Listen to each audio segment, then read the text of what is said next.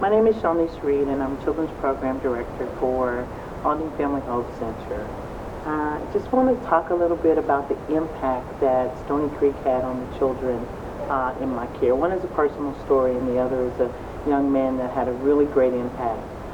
Came back, and he was just so full of God. He was so full of joy, and he told a story. We had an opportunity for the children to give testimonies, and he began to tell a story about he had a friend that he had met while he was in camp, and during a ceremony, and it was time to give in to Christ, the friend was a little apprehensive, but he allowed him. He went over and he grabbed his hand, and he said, "I led him to Christ."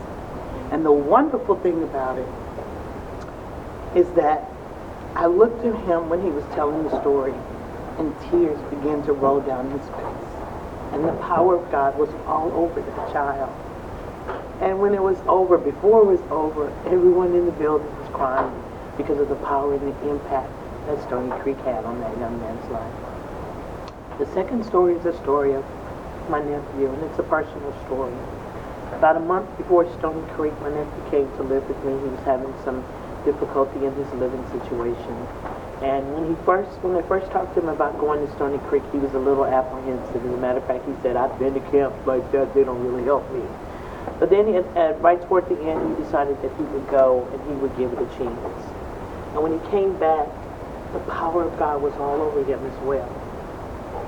I remember picking him up, putting him in the car, taking him home, and he began to tell me about the things that he experienced. And he told me, he said, "When I first got there, I had a mind that I was going to be really hard and not participate in anything."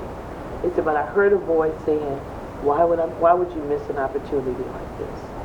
And he told me that the counselors there heard him. And he said for the first time in his life, he felt like he mattered. He felt like that there was someone there that knew what he was going through. And he told me, he said, because of that, he said, "I believe that I can begin again. I believe that I can begin again." And it touched my heart, and I'm so grateful for it.